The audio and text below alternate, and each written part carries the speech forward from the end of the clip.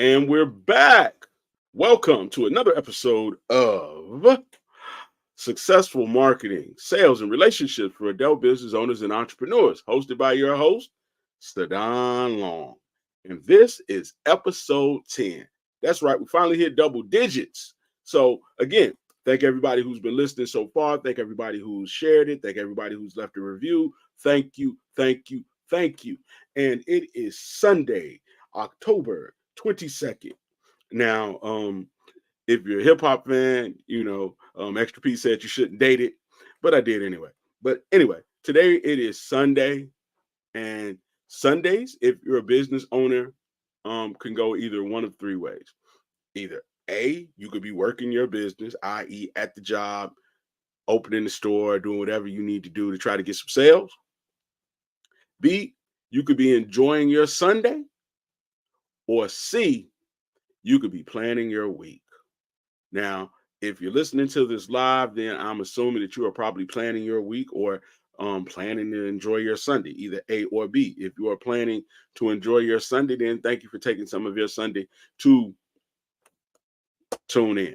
And if you're planning your week, hey, let's plan together.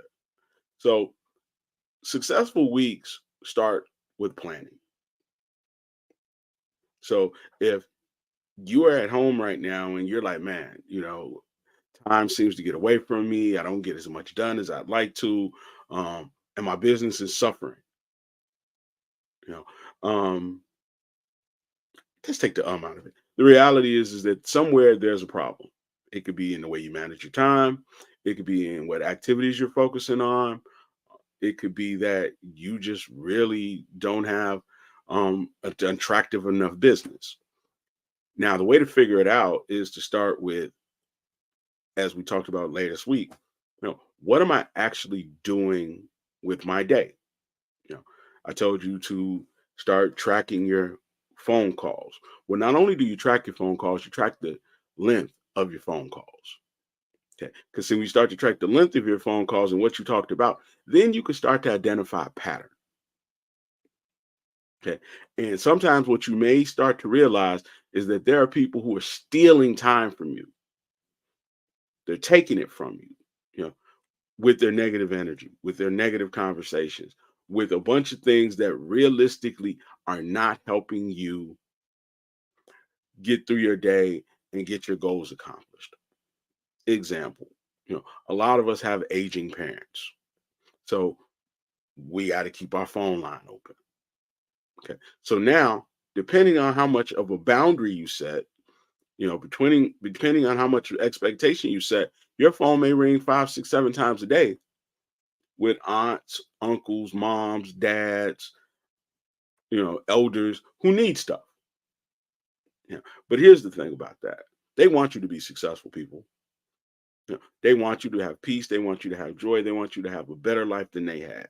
So even though they're calling you, if you start to let them know, hey, between this hour and this hour, I'm not available. Okay. This is when I got my meetings. This is when I'm meeting with my team. This is when I am working out, whatever it is. This is time that I am not available. This time has been allocated for growth. Okay.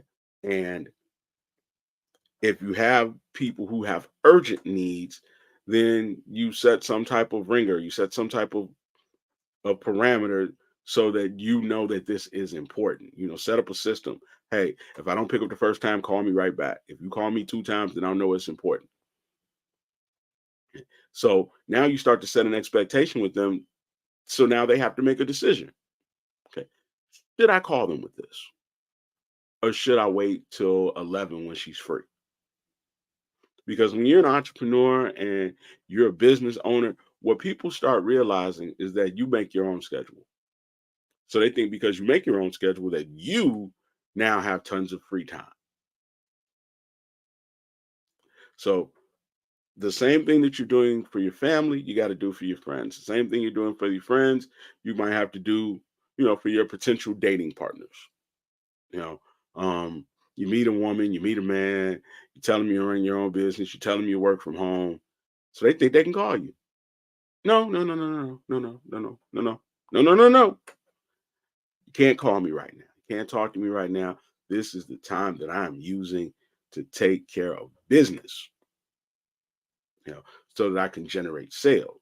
You know, this is the time I'm calling people back. This is the time I'm taking podcasts. This is the time I'm shooting videos. And these things are extremely important because this is how I feed myself and my family. You know, this is how I put myself in a position to not be embarrassed. So I have to take that part of the day very seriously. And if you set that boundary and that expectation early, then people will better understand it. So now that we set the expectation, now we got to set the time. Okay. When I first started my entrepreneurial journey, I was still working a 9 to 5. And I stole something from Kobe Bryant. I didn't go to jail for it. He didn't call the police, but I stole something from Kobe Bryant. Okay. And what Kobe did is he got up early. Now I termed it tilting the clock. So tilting the clock for me meant that I was going to start getting up at 4:30. Okay. Now the reason I was getting up at 4:30 is because I had to be at work at 9. So between 4:30 and 9, I wrote, I watched videos and learned, and I went to the gym.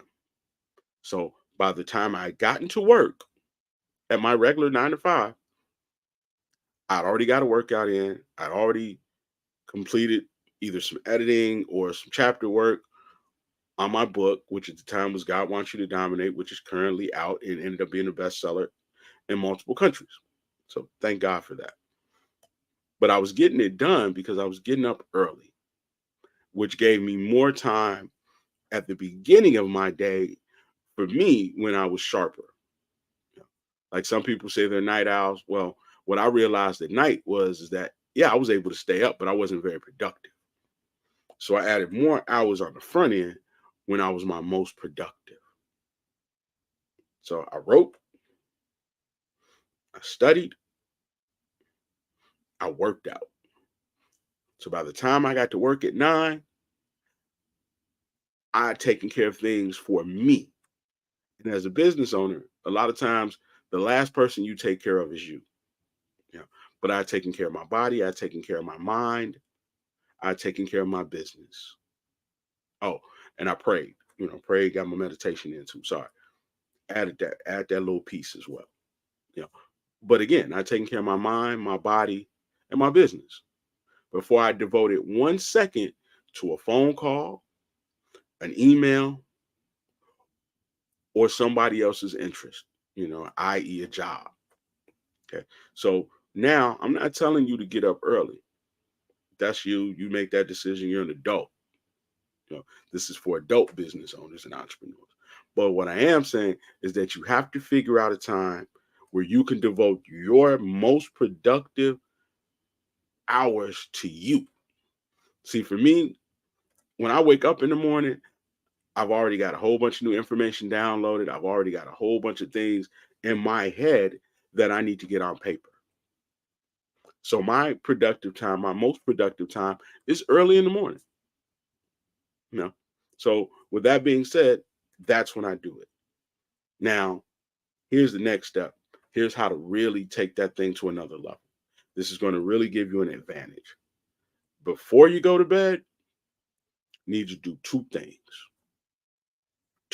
Just two things. Okay. Number one, take a few minutes to write down what needs to get done immediately the next day. Like, what is the number one thing I got to do when I get up in the morning? When I was putting out a book, it was right. Now podcasts and working out take priority because I'm not writing a book right now. Now in about a month or so, I'll be writing a book. So that'll be something that is at the top of my list. When I'm putting together an online program, that's at the top of my list. So whatever your number one must make move in order to get to the next level, write it down. Also, the next thing you need to do is take that 20 minutes, maybe you took the 20 minutes already that we talked about earlier in the week, but take another 15 to 20 minutes and just start thinking about what could you do to improve your business? What could you do to improve your processes? What could you do to improve upon your processes, i.e., make it easier for you? How could I make all of this a little bit easier for me? Oh, I could just lay my clothes out in advance. I could pack my gym bag in advance. Oh, I could set out all the things I need to make my shake in the morning. Or I can make the shake at night, depending on what you do. If you do like oats or something and you could do it the night before, hey, you do it the night before. If it's something you do in the morning, maybe you just need to chop up your fruit, put it in a little baggie. Then in the morning, you just drop it off in the blender. You know, if it's tea, that's a part of your morning regimen. Hey, get your bags out, get your ginger out, get your lemon out, get all those things that you need. So in the morning, man, you just walk right to it and do it. Okay. So you get that stuff knocked out and you start to figure out how to improve on what you're doing. And when you go to bed, my belief, my experience is that your mind will then start to search through its Rolodex while it's sleeping to figure out ways to help you. It will think about all the things you've seen over the last however many years that you could possibly use to help yourself. And then when you wake up in the morning, you'll have fresh downloads to then start your day with. Now I know a lot of this stuff is stuff that, you guys are already doing. But for the people who aren't doing it, this is how the people who are doing it are getting really, really good at what they do, which is in turn helping them get better and faster at their and help them get better and faster at their jobs, help them develop their skills. Oh man, I had a bit of a brain fart right there. I'm sorry. But yeah, helping them get better and faster at the things that they need to do to make money. So now they wake up on Monday morning. They already know what they need to get done. They get it done. They get it knocked out. You're still in the bed. Okay. They wake up in the morning. They've thought about 2 or 3 new ways that they could help their customer base to make it easier, faster, with less stress. So now they're widening the gap between you and them. And as they widen the gap, they're taking the customers with them. Okay. But if you widen the gap, you get to take the customers with you and you get to raise your price because now you are becoming elite at what you do. Your results are becoming uncommon for people who do what you do. And uncommon and elite equals high value. High value means that it costs more because it's worth more. It costs more because the benefits of having it is more beneficial than the person that you used to be. You know, again, the more time you put into it, the better off you'll become. People can talk about the 10,000 an hour. Look, excuse me. People can talk about 10,000 hours, but you have to put in the 10,000 hours to get to 10,000 hours. Which means that you have to chop wood every day. Which means that you have to do it every day. Which means that you have to put a significant amount of time aside in order to do it. See, there's the thing you dream about doing, and there's the work you do to actually get the dream to come true. So, again, let's make sure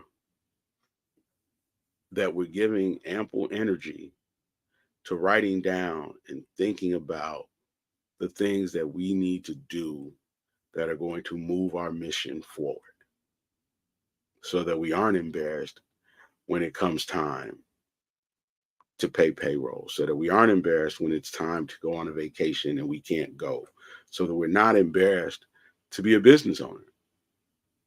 Because if you're a business owner and now you got to go back and start putting in applications, whoo, worst thing on the planet. Shout out to my man Street at Caneville. I don't know if this is his take or if it was somebody else's take that was given to him that he shared with everybody else. But what he said is that the worst thing you can ever do is have to start over. So there's no worse feeling on the planet. Once you've made it, to lose it, there is no worse feeling. And I agree with that. And here's why I agree with that. Because Even though you know how to make the money back, and even though once you get over the dang, this didn't really work out like I thought it was feeling, you'll be able to make money again. When you actually realize that, man, I'm starting from scratch, there's pain involved with that. Now you could use that pain as fuel, yes, indeed. But in the moment when you look at your accounts, in the moment where they take all your stuff, in the moment where you got to fill out an application or you sit in an interview, whoo, pain. I can remember, I guess maybe a while ago now, I went on an interview and I needed, the job. And I'll show you how God works in a minute. God is good all the time, and all the time, God is good. If you are not a believer, I'm not here to try to convert you. I'm just simply telling my story. So, thank you for tuning in, and don't take this as a demand or a request that you change the way you think. But again, I'm sitting in the interview, and they're talking to me, and okay, well, here's what we expect, and here's what's going to happen, and then at the end of the interview, I did something I'd never done before. Now, mind you, I need the job, but I've been on my own so long that I thought differently. So she's like, "Do you have any questions?" And I'm like, "Yeah, why do I want to work here?" And her face almost fell to the ground. Huh? Yeah. I came on the interview. I listened to what you said.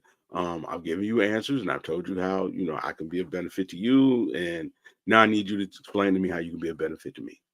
Because what I don't want to do is put myself in a position where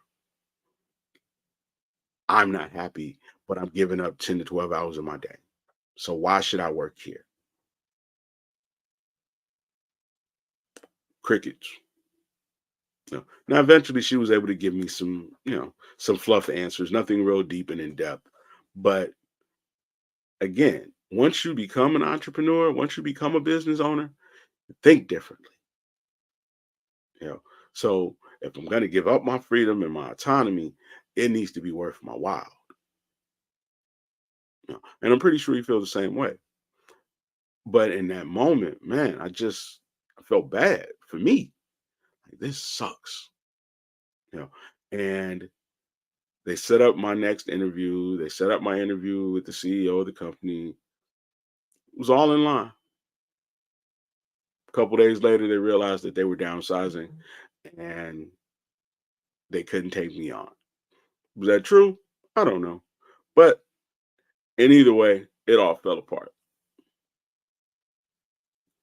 A couple months later, I started doing turn free social media in the cold hard cash, going Facebook Live with my little raggedy Android phone and my internet and my priceless information. And I never looked back. And that's why I said I was going to tell you how good God is. That's how good God is. That I was down and out, about to take a job, and it all went to crap. And now I'm here sitting in front of you, able to do this for a living, able to feed myself, able to enjoy my life, able to set my day up to do what I need to do with it, and help you do the same thing. Again, I'm not talking about things that I haven't lived through, and I'm not afraid to tell you the downsides and the dark, corners that I've had to walk through and turn around, and turn.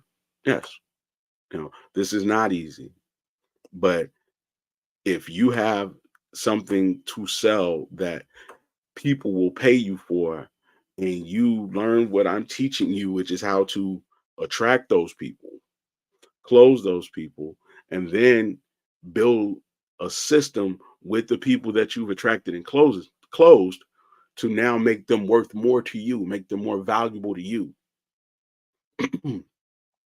make them more valuable to you. I'll say it one more time, make them more valuable to you. Because see, it's one thing to get a sale. It is another thing to get a customer who now turns into a sales machine for you. Okay.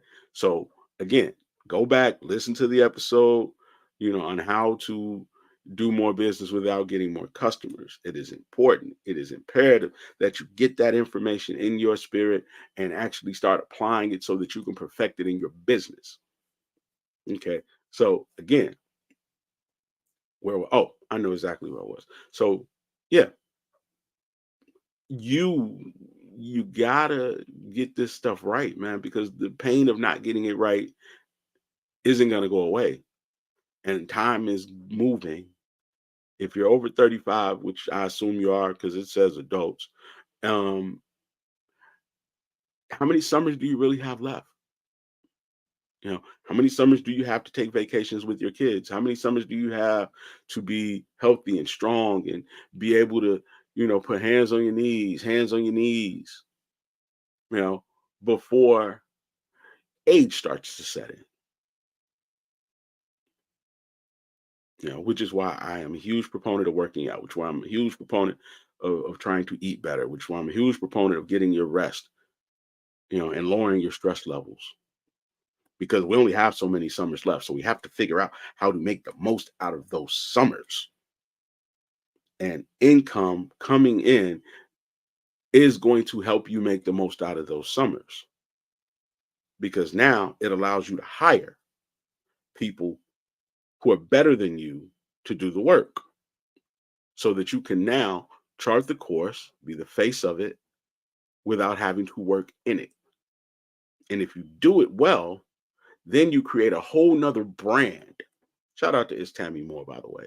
You create a whole nother brand based around the fact that you've managed to go from poverty to prosperity.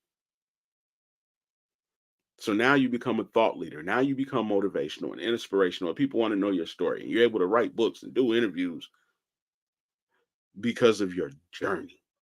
But if there's no sales and there's no leads and there's no conversions and there's no profits, who wants to listen to you? What are you going to tell them? Can't tell them how to succeed because you ain't that successful. You don't have a great story because we still waiting on the ending. We still waiting on the good part to happen. We still waiting on you to fall in love, lose weight, make $1 million. We still waiting. And until you get this stuff right, it's going to be very hard. It is not impossible, but it is going to be very hard. Trying to get one customer at a time for a little bit of money and almost no profit is not the way to run a business. So that is the planning process. Right now, we got to get it on Sunday. We got to get it on Sunday so we can execute it throughout the week. You know. So now, again, let's talk about what we actually need to get done. Okay. Who do you need to follow up with this week? Who do you need to follow up with this week? And whoever that person is, that needs to be a needle mover.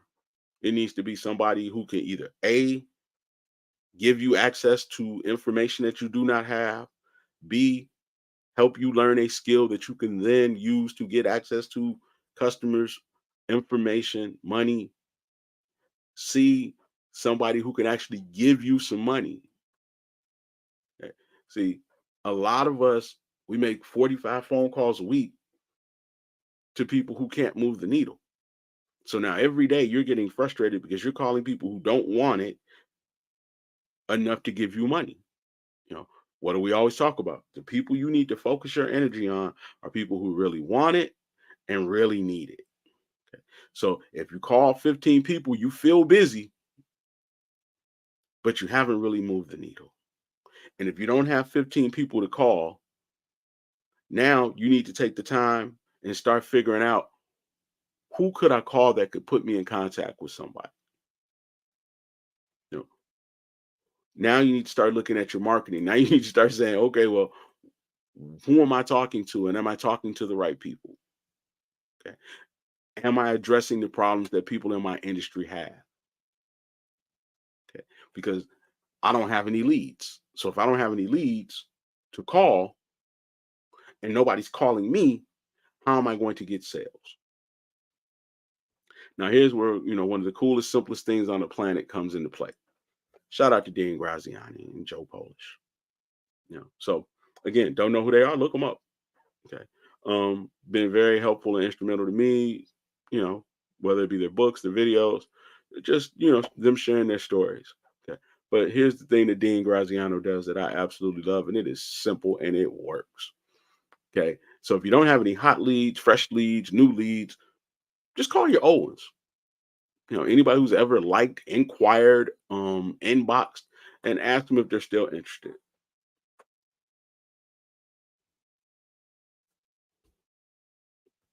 That's simple. Are you still interested? And then another way to approach it is, did you ever find a solution to your problem? That ain't gonna work. That sounds too easy. Yes, it does. And I'll show you how God works. Okay. Had a client that I got through a referral. They sent me an inbox. Didn't know him from Adam. Don't even know where the thing was stuck within my inbox. But I went, for some reason, decided to clean my inbox. Now these are my DMs, mind you. Most of the time people in your DMs are, people pretending to be other people trying to sell you something that you don't want. So I happened to read this message. Hey, spoke to X, Y, and Z. They told me that you were the person to call if I wanted to improve my content marketing and digital marketing. Yeah, they were right. But the message was from February and this was June. So what did I do? I responded. Hey, did you ever find somebody? No. Is that a problem you still having? Nope, didn't find anybody. And yes, it's a problem I'm still having. So even though it was 3 months old and I didn't know him and he didn't know me and I never met him, he never even consumed anything I put out on Facebook or anywhere else. Set up a meeting the next day. Boom, there it is. Sent him over a proposal. He sent me back a check and off to the races we went. 600,000, 5 months. So again, if you don't have any, just follow up. Okay. Now, again, if you follow the 7 gets, which is my system that I teach, that I use, and it works. That's how I've been getting all these results. Part of that is list building. List building, lead building. And if you list build and lead build, meaning that you continually get people's contact information, that you continually position yourself to have access to people. Okay. Then you start calling through those people. you know, just simply knowing when their birthday is, telling them you thought about them, reminding them that you exist. And if you don't have their information, now this is a little bit further down the line, but depending on your situation, this ain't a bad way to do it. Then you just start going through your Facebook contacts. Start looking at their quotes, start looking at, their timeline, seeing what they're doing, seeing what they're talking about. Start interjecting yourself in some of these conversations. Now I don't necessarily know if going to the groups is always a good thing because there are a lot of these big, groups of entrepreneurs that sound disrespectful and I meant it to be. But anyway, these groups of entrepreneurs, and really it's just a whole bunch of people trying to get each other to do business. You know, somebody jumps in and they say, hey man, does anybody do graphics? And then a whole school of piranhas all jump in and try to sell this one person to do business with them. The person gets overwhelmed and they leave the group. But if you are really good at what you do and you've been doing it for a long period of time, then just start touching people, asking them how they're doing. They know what you do, you know, and somewhere in there, there's some business. So let's move to the next step. Because again, we got to get this week jumped off and running and keep it running right. So now you need to set a content schedule. A lot of people say, well, I don't have time to make content. Okay.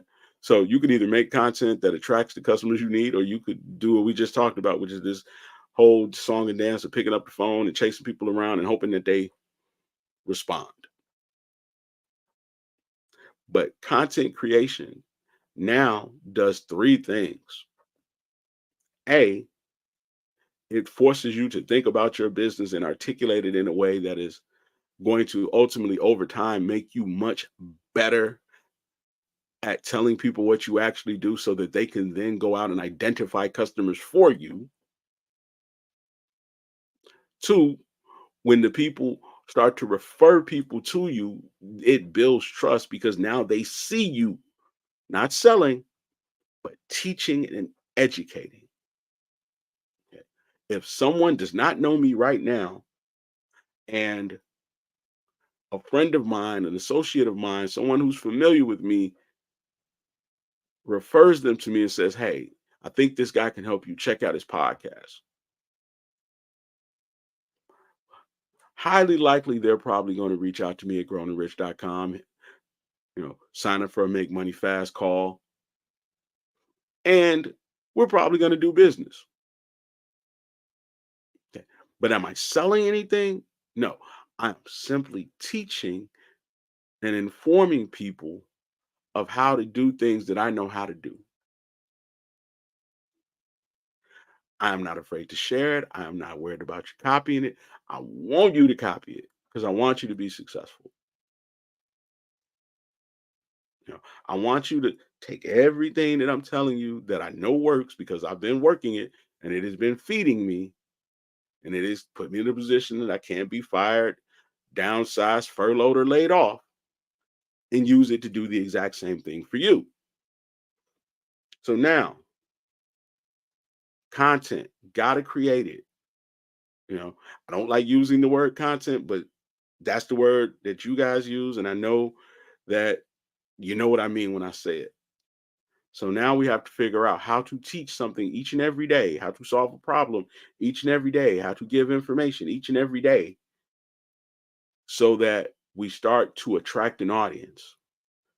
Okay. Now, it does not matter if you don't get thousands of views, you know, because you may not get thousands of views, but if you do it well enough, you'll get some customers.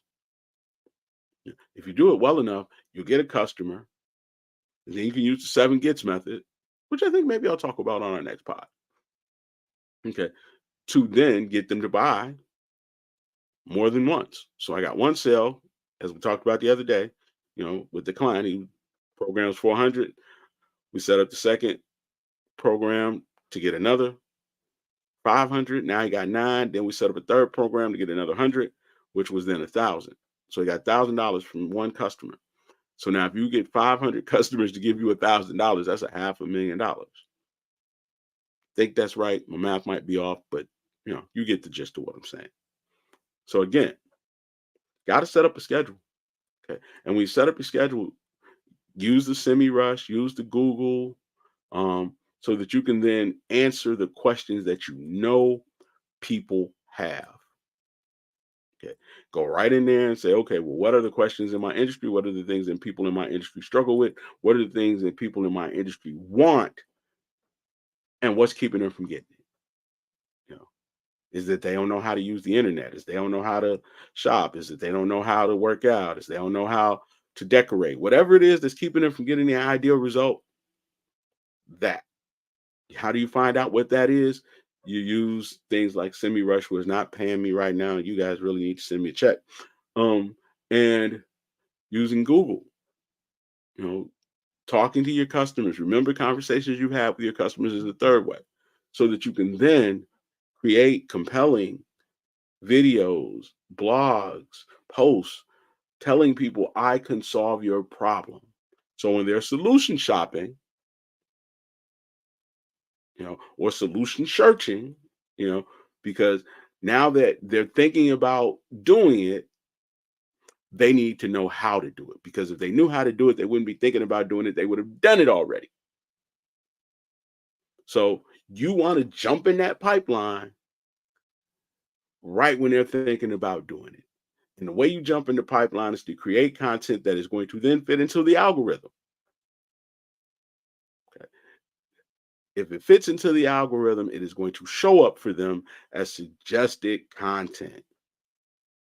Okay? It is going to show up when they start searching. You may not be number one, you may not be number two, but if a person's really searching for an answer and a solution, they're going to watch as many videos as possible. You know, sometimes they're going to watch a video, the video's going to end, they don't even realize it ends, and then yours is going to come up. Okay? Again, you probably got a billion people searching every day for a solution to a problem. You figure out how many of those people are searching for solutions to a problem you can solve, you create a solution to it, then you make people aware of it, i.e., advertising, you know, and you tell them how to get it. Hey, just click the link below. Go to growingrich.com, click the link where it says make money fast, and you go from there. Okay. But we have to figure out how to set aside that time, which then goes back to setting boundaries with the people who are taking time from you, who are stealing time from you. Now, at the end of the day, we have something to review. Okay. Did I get it done? Okay. Did I do my best to get it done if I didn't get it done? Okay. Why didn't I get it done? Okay. Did I take a phone call that lasted all day? Did I all of a sudden have an emergency where I had to run out? You know, did I not feel well? What was it? Because now once you know what it is, then you can correct it. Okay, well, I didn't get it done today because I was on the phone. Okay, well, who was I talking to? And what was I talking about? Okay, I wasn't talking business. Okay, well, that was an important phone call. It just lasted too long. So now, how do I then cut the amount of time that I'm on the phone? Okay, so that could either be by tilting your clock and getting your work done earlier while everyone is asleep. So if you need to take phone calls during the day, you can then take them because you got your work done already. Or B, you could just tell people, hey, man, this is my dedicated work time and I need you to respect it. It's going to be uncomfortable for you to maybe um, have your conversation, but trust and believe the people who love you, they're going to rock with it because they want to see you succeed. You know, after a while, when they do call you, they'll be like, hey, can you talk? And that's how you'll know it's working. Because you'll get less phone calls. And when you do get phone calls, people will have a certain level of trepidation about whether or not they should be calling in the first place. Now, does that make you less approachable? To some. Is that a good thing? Sometimes it actually is, because there's certain stuff that people will just stop bringing to you. You know, now you'll have less negative energy coming to you because most of the time people are going to bring you stuff that has nothing to do with your business, that can't move you forward and takes valuable time that you could be devoting to improving your craft, that you could be devoting to educating your audience, that you could be devoting to following up with people or sitting with people who actually can move your business forward. Yeah. Some of the best phone conversations you're ever going to have are with people who can actually move your business forward. People who know people that you need to know, people who have maybe done what you're doing and know how to do it a little bit better than you, or who did it and now are willing to share some of their wisdom and insight. You'd be surprised. You know, I didn't learn SEO. Dave learned SEO. And then Dave shared with me what he learned.